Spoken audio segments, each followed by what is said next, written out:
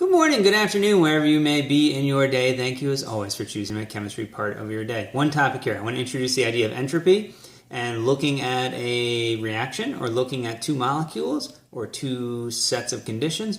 Which one would have a larger or smaller entropy? We're not doing any math here. All qualitative. Is it getting bigger? Is it getting smaller? No effect. That's what we're looking for here. Which, of course, starts with the question of what is entropy? It is what you get from me every day. I like to say, I don't clean my office to demonstrate the second law of thermodynamics so you can see what happens if you don't input energy in to create order over a period of time. Okay, so what is entropy? Entropy is truly statistical distribution of matter and energy. And if you really want to think about it, what you want to do is disperse energy, disperse matter. If you don't believe me, think about the universe. What's the universe? Or let's just say, what's between here and Mars? Well, the moon, a couple asteroids, and a whole heck of a lot of empty space with virtually zero atmosphere, virtually zero atoms or chemicals between here and Mars. And you can start to think about, oh my, you need a lot of empty space to create the order associated with a planet. A lot of empty space. So, with that food for thought, again, dispersion of matter, dispersion of energy, think outer space. Outer space has almost no matter and almost no kinetic energy. So I think background temperature is like 3 Kelvin, something like that. So again, that's the natural state. That's where things go to, into the void, if you will. Okay. Usually people just talk about randomness, disorder, chaos, something like that. Okay, so delta S, then, so entropy is big S, that's intrinsic, how much entropy does something contain, and everything always has entropy.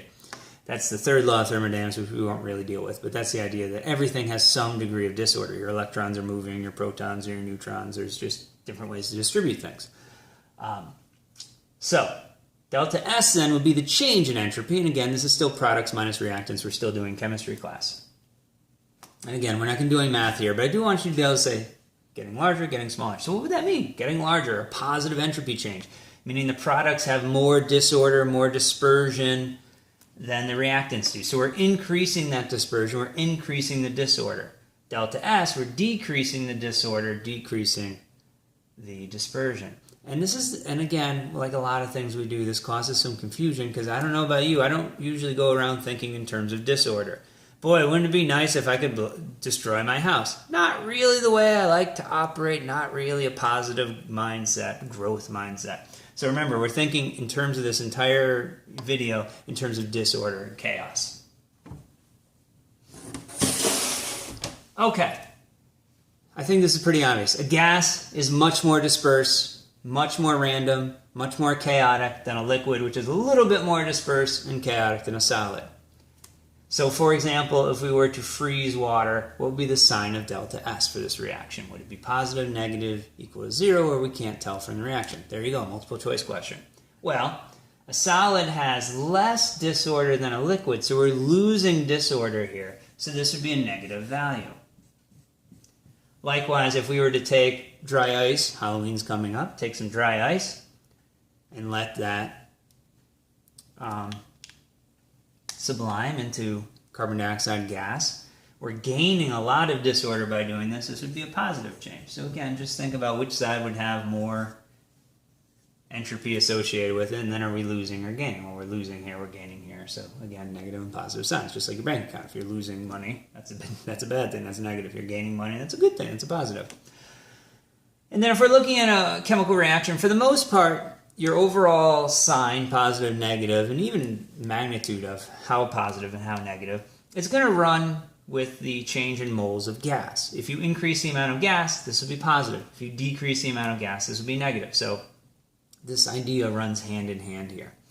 So for example, if I had 2 magnesium metal, burns an oxygen to produce 2 magnesium oxide solid, what would delta S be for this? Well, how many gases do I have on the right-hand side? 0. Awesome. How many did I start with? 1, and again it's the moles, not different types, and I get a negative value. So in this case we predict delta S to be negative. So again, using that idea. I'm going pretty rapidly. These are straightforward concepts, not always straightforward execution, but straightforward concepts. Gases have a lot more than liquids, which have a little more than solids, And because of that, we can just look at the change in moles of gas, and that pretty much tells us our delta H, or delta S. How about temperature?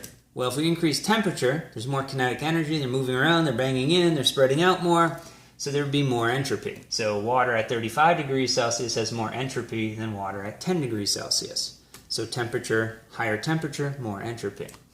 And lastly, entropy in size. This may seem counterintuitive. You might think you're creating order by sticking more atoms together, and that's true if we're looking at the delta S for a chemical reaction. But if we're just looking at the intrinsic internal entropy of the molecule, NO, if you think of these things as springs, as springs, and there's one way that can vibrate. If we look at this, there's more vibrations, there's more bouncing, there's more things going on here, and of course if we had even more springs and bonds and vibrations going on, there's going to be more and more entropy. So the larger the molecule, the more entropy there is.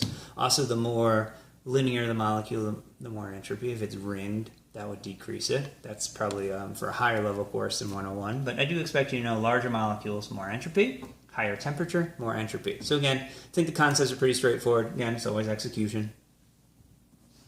And that's really all I want to talk about in this slide. I will leave changes in entropy, second law of thermodynamics, and what does this all mean and why do we care about the dispersion of matter for our next video and last video on thermodynamics. Bring a tissue so you can dab up the tears that we're going to have to move on to another concept in chemistry. But have no fear, you can always become a chemistry major and learn it in much more detail. Thank you so much for your fantabulous attention, and I look forward to seeing you in class.